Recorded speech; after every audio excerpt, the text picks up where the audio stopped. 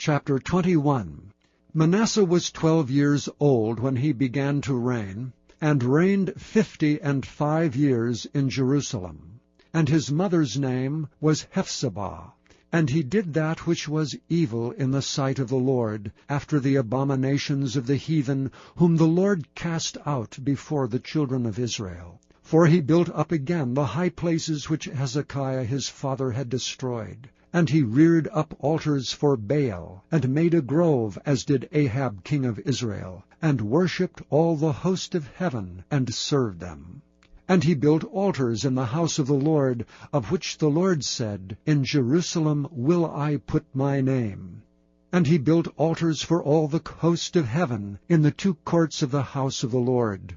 And he made his son pass through the fire, and observed times, and used enchantments, and dealt with familiar spirits and wizards. He wrought much wickedness in the sight of the Lord, to provoke him to anger. And he set a graven image of the grove that he had made in the house, of which the Lord said to David and to Solomon his son, In this house and in Jerusalem, which I have chosen out of all tribes of Israel, will I put my name forever. Neither will I make the feet of Israel move any more out of the land which I gave their fathers, only if they will observe to do according to all that I have commanded them, and according to all the law that my servant Moses commanded them.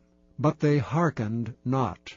And Manasseh seduced them to do more evil than did the nations whom the Lord destroyed before the children of Israel. And the Lord spake by his servants the prophets, saying, Because Manasseh king of Judah hath done these abominations, and hath done wickedly above all that the Amorites did, which were before him, and hath made Judah also to sin with his idols, therefore thus saith the Lord God of Israel, Behold, I am bringing such evil upon Jerusalem and Judah, that whosoever heareth of it, both his ears shall tingle.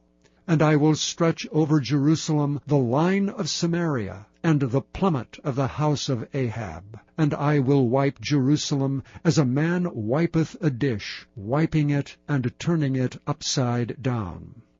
And I will forsake the remnant of mine inheritance, and deliver them into the hand of their enemies, and they shall become a prey and a spoil to all their enemies. Because they have done that which was evil in my sight, and have provoked me to anger since the day their fathers came forth out of Egypt, even unto this day.